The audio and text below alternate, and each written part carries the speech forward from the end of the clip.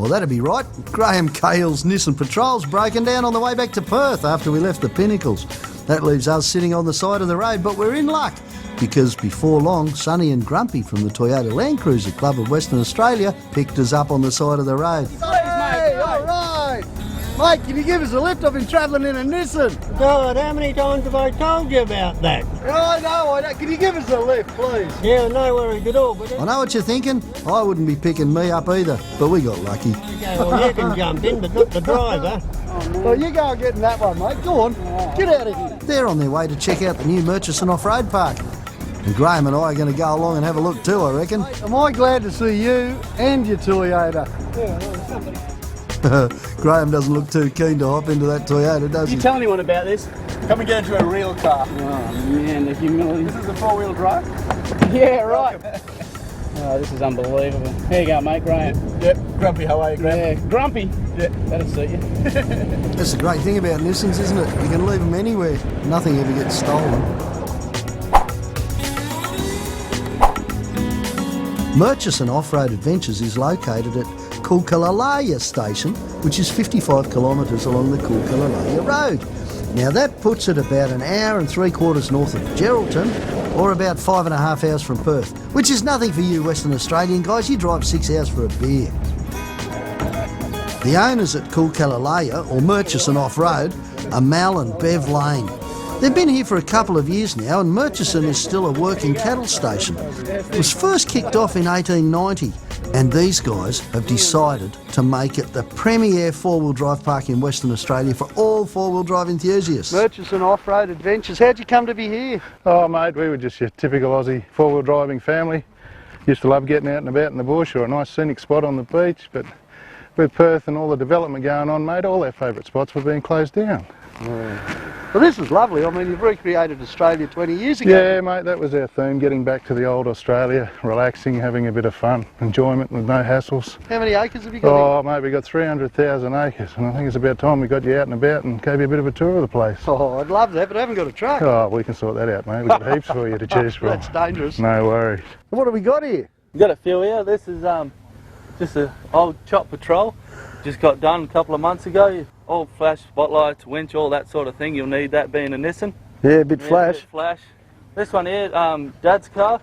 Cops are hammering around the station. Yeah. All the bearings and that are a bit rough, but still a bit flash. Righto. Yeah, this one here, P-plater driver. Need I say more? Oh, righto. Yeah, still Okay. covered in mud. She goes all right. Another Nice Nissan, little lift, yeah, Nissan. Well, Patrol, yeah. yeah, not much choice between these Nissans. Right. Yeah, this one, yeah, she goes alright. She's got a 4-inch lift and 35-inch tyres, so yeah, she goes alright, but yeah, the badge just says it all. Can't really help these patrol drivers.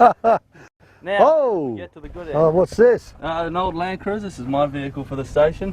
Yeah, the bull bar is just about to fall off, so that's just optional. Yep. You can weld that back on. She's got no brakes, but Yep. we don't need that. It's flat country Australia, not many hills. That's it? Wow. 35-inch bald tyres, goes right very well on the sand. Beautiful! Yeah. You mind? That's my truck. I'm sorry, mate, it's the best one you got here. Good on you, Daniel. Oh, the old 89 FJ75. Now, here's something I'm used to. A good old Toyota with door opening problems, lack of brakes, bits dropping off it all over the place, just like home. This one's awesome. And it's a petrol. You beauty. Oh, yes. This is me. That night we settled down to a campfire and Mal started telling some of his campfire stories. So Dad, tell us about the old magic beer fridge. Oh mate, don't keep harping on about that magic beer fridge. You know how many Fruit Loops we've had out here looking for that? Apparently somewhere out there's this beer fridge that's always full of cold beer and they've never found it. Now with 300,000 acres, well I reckon you'd have trouble finding just about anything out there, to be honest. But I'm willing to give it a go. Next morning we woke up early at the shearers' quarters. This is just a beautiful place to stay, it really is. Looking over the Murchison River and it feels like real outback. Now I cobbled up this old beerometer the night before, you know, and I reckon this would be just enough to get the guys out following me around. You know what? I couldn't believe it. They believed me. Sonny drives an 80 series Land Cruiser. It's clocked up 500,000 Ks and he's been all over Australia. It's got lockers both ends and a V8 diesel. Grumpy's travelled all over the place in his 100 series. He's a big-time trip leader with the Toyota Club of Western Australia. It's great to have him along. Mal and his son Daniel are travelling in an 04 Nissan Patrol, basically factory standard but with a 2-inch lift. Don't let them hear this, but they're not a bad thing, are they, from standard? It'll go just about anywhere we need to go. Mate, I'm right at home here, I really am. It's got about 400 million kilometres on it. No brakes, no suspension. Magic, absolutely magic. Got a couple of rattles and a bit of rust, just enough to make a bloke feel at home. And it's a Toyota. I think they just got me here to do a bit of cheap land clearing, to be honest. This whole fridge thing, you know. Sounds good. Oh, it sounds too good not to have a go. I spent half my life trying to find easy money. And all I wanted the money for was to buy cold beer. And somewhere out here there's a fridge full of it. A man's got to have a go for that.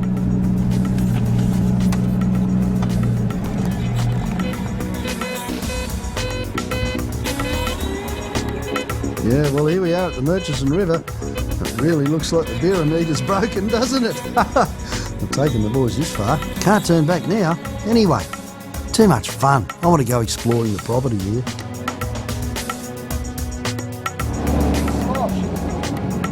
Pretty slippery through here, even with bald tyres. The Murchison is really low at this time of year, but it is prone to flooding like a lot of outback rivers. In 06, it rose all the way up to the shearers' quarters at the station. They reckon that's the once in 100 years flood. I wouldn't like to see that though.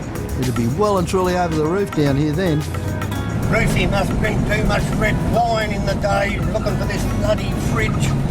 Like those silly things he buys on eBay and he thinks they really work. Once we've got across the river, which isn't really that hard at all, the beerometer takes us over to the time trials track. Now, that could be a bit of an accident, or it could be me wanting to try one of the tracks that I know they use in the West Aussie Challenge, which is a real hardcore off-road event in Western Australia. The beerometer says we're pretty close, guys. We're on track, I reckon.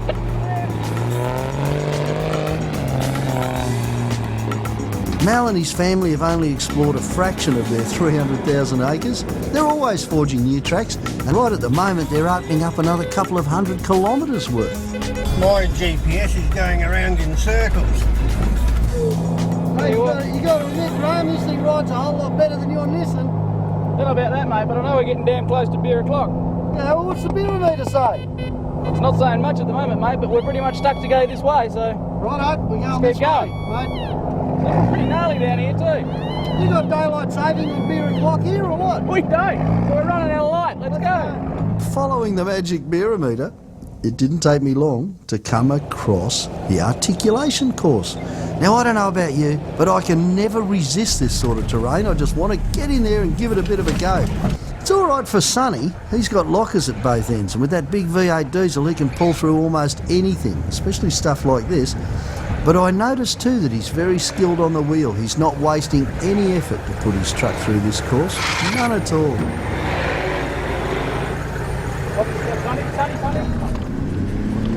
I reckon this sort of terrain, it's all about not following the bloke in front of you.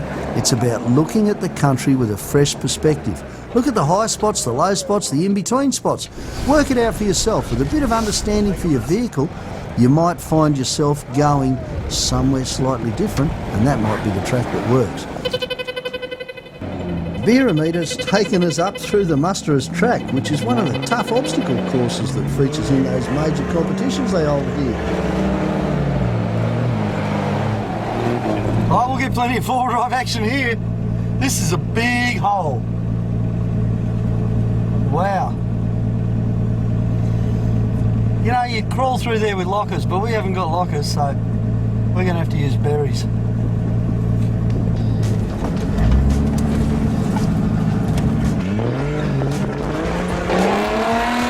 And that's what happens when you don't choose the right track, isn't it?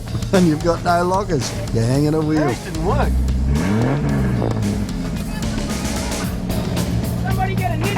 I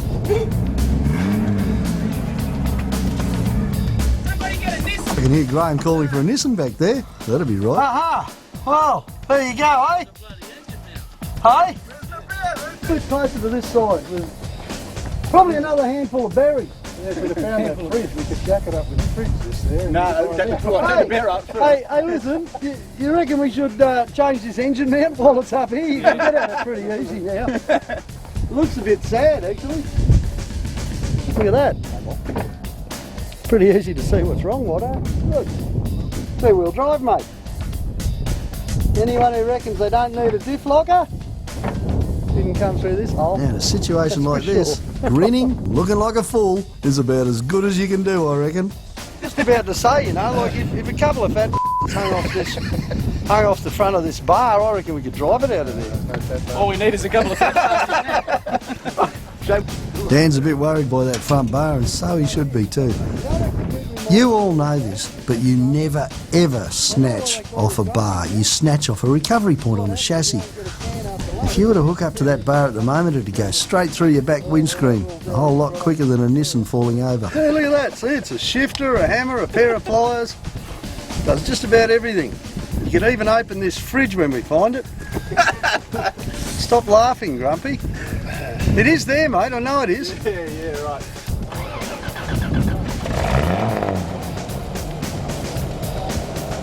You always got to be careful when you're pulling snatches like this. You can see the way the Toyota shot to one side by almost a metre. That's because there was no real way of putting the snatching vehicle dead in line with the truck. We had to put it off to one side. Just something to take account of when you're snatching, you know. It's not necessarily going to go where you want it to go. It's going to go where the snatch strap's going, where the vehicle in front's going. How did Jake pull you out? I kept thinking, gee, Sonny's putting this truck into all sorts of places with a whole lot of ease, and I put it down to just pure driving skill because he is a very good driver. But that's when I realised that he had diff locks too. So with the big V8 diesel and the poly airbags, a little bit of soft suspension and those diff locks, Sonny's got all sorts of chances that nobody else has got. Look at that. Pretty obvious there, isn't it? He's not fazed by it at all. Good on you, mate. Grumpy comes through much the same path, but he's had the advantage of watching us do it too. And he picks a whole different route, and look at that. Drives it no worries. A little bit of mumbo, but he pulls on through. Beautiful job. Good on you, mate. It's making it look really comfortable too, isn't it? It's the wonderful thing about the old hundreds. They're so comfortable.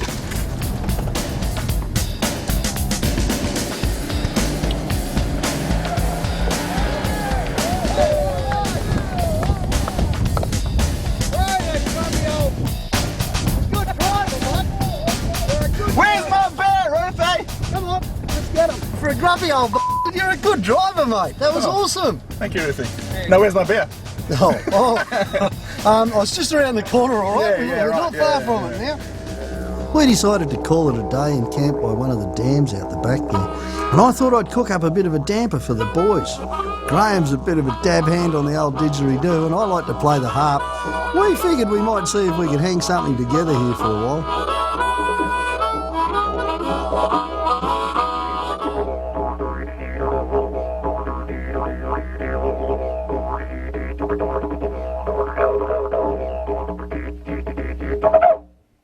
Oh, well, thanks, Graham.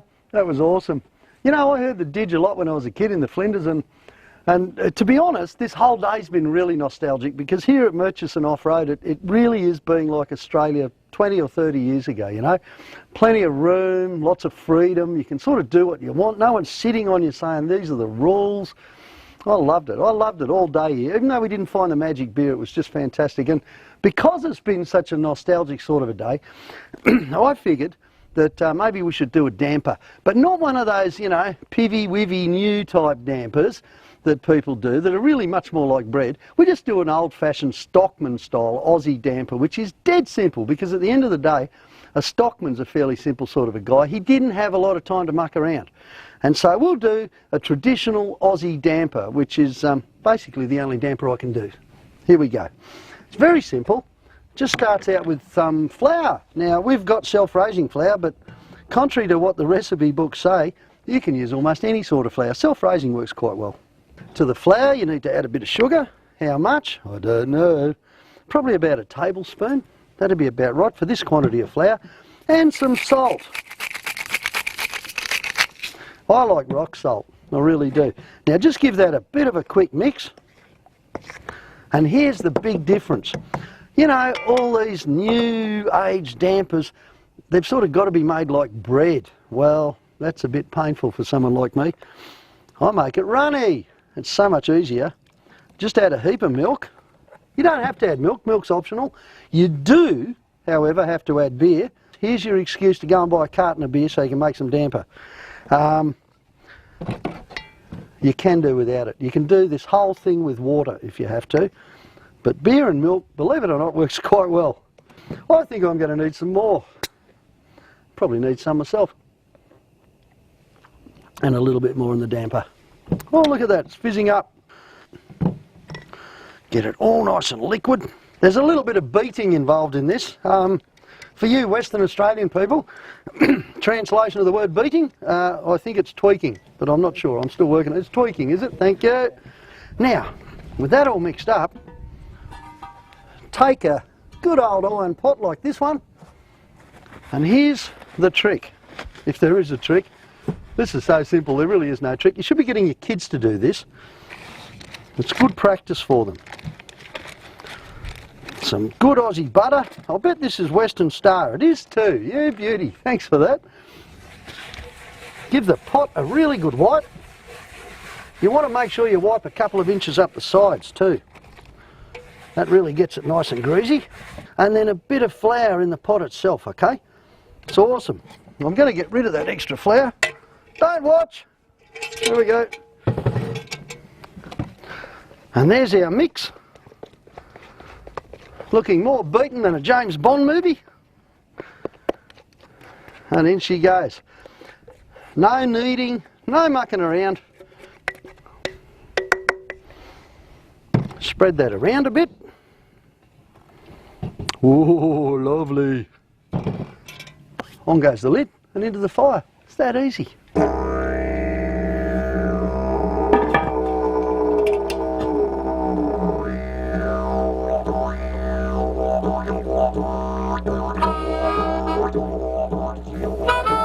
Yeah, basically the legend of the ghost on the property goes something along the lines of back in the 1950s, 1960s, a young 15-year-old Aboriginal girl was brought out here by two men, and unfortunately she was taken to one of the dams on the other side of the river there, and she was raped and murdered. Ever since that time there's been sightings of this poor unfortunate girl all over the station. The most recent sighting we have is one of our most popular campsite, a place called Shady's Bay. We have an annual event where female Aboriginal elders from all over the state come together for what they call a healing conference. And yeah, they arrived late one evening and were setting up camp. And it was such a beautiful night. It was a new moon, so the moon was about the size of your fist on the horizon. It was lighting up all the ghost gums reflecting off the river, and the leader of the Aboriginal elders decided, oh, a lovely shot of the moon, and camera wouldn't focus for some reason, so she put the camera down onto the ground or pointing down at the ground to look at the face panel on the back, and the camera went off by itself. And when the picture came through and exposed itself on the back, there was the face of the young Aboriginal girl. Yeah, it was quite amazing. Now I know for a fact that that's stinking because my wife and son Daniel went down the following morning to make sure everything was okay, and the woman came out and actually showed them a photograph, and they both swear it was as plain as day that there was a girl's face in this picture. But you do go to places on the station and you do get a funny feeling, you know, that something's not quite right, and we don't normally hang around, so.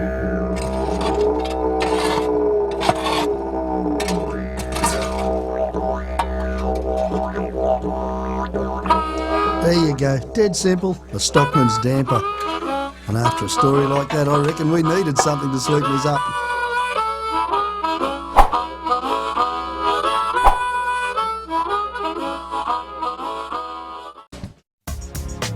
Oh, Murchison in the morning is just beautiful. Now, with 300,000 acres to choose from, the park's got all sorts of degrees of difficulty. It's got scenic tracks for the beginner along 25 kilometres of the Murchison River, or it's got extreme tracks with rock climbs and sinking sand, winch challenges and all sorts of obstacles. You know what? The beerometer is taking us all over the park, and I'm having a ball because I really don't know where I'm going.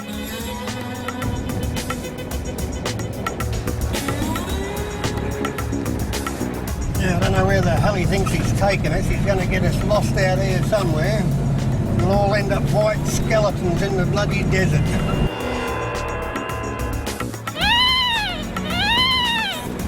don't know. I'm starting to think this beerometer of mine could have a couple of Nissan parts in it somewhere. Oh, mate, no, we're going to find it for sure. Not a problem. Which way? It's really not working well. That way. I'm not liking it, mate. I'm not liking it. Come on, mate. I'm not liking it.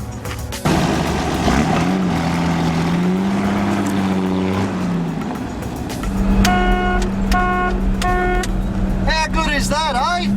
No, we're getting some pretty weird readings out of this beerometer. I reckon we might need something a bit faster, a bit more nimble to keep up with these sort of readings. Hey, this will do me. How about a 650cc water-cooled 80km/h buggy? And they've got quite a few of them back at the homestead. They're available for rent, and by crikey, I'm in. Come on, lads, let's have some fun. Boy, this helmet's tight. They must have made it to fit a squirrel. Oh, not again. Ruthie's going to find out why they call me Grumpy shortly. Beer fridge, my fat auntie. Ruthie's been in the Queensland sun too long again.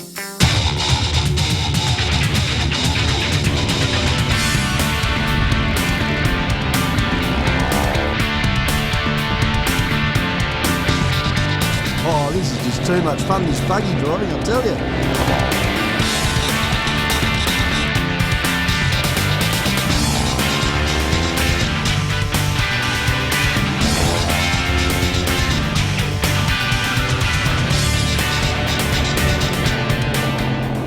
And the beerometer, well, the readings seem to get stronger the closer we get to the homestead.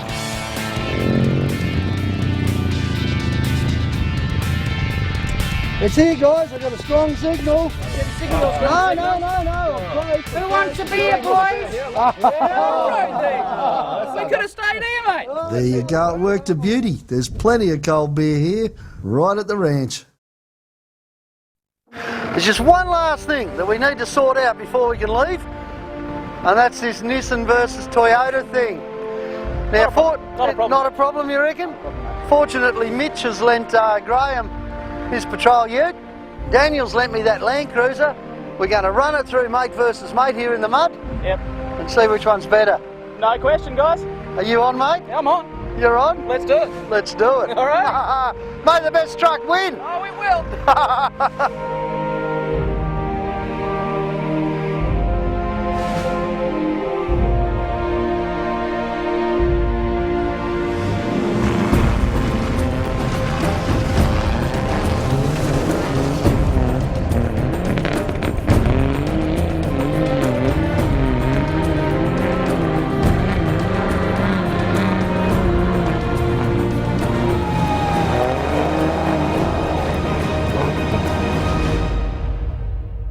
Look, we've had a couple of fantastic days here at Murchison Off-Road Adventure Park. It really has been good. There's some top tracks around here, some awesome off-roading. The scenery's fantastic. I love the Murchison River. This is the way Australia used to be 20 years ago, and if you miss this, you've missed out on a big hunk of our past. It's a wonderful place, it really is. Thanks, I really want to thank Mal and Bev and Dan for putting up with us. It's been a terrific time. Thanks, John. We've had a pleasure. Cheers, folks. Cheers. Cheers. I'd like to present you with this beerometer too. No, it works really well, honest. Yeah, we found the beer fridge. Keep it near, it'll work well. Thanks very much, guys. Treasure it, boys. And we'll see you here sometime too, eh? Australia really is the greatest place on earth. And I reckon the outback is the heart and soul of our country. There's nothing I love better than getting in Milo and driving off into the vast peace and quiet that you only get when you're right out in the bush. And the best thing is, it's just down the end of your street too. So come on, this is where you'll feel the true heartbeat of Australia. Come out here and have a look.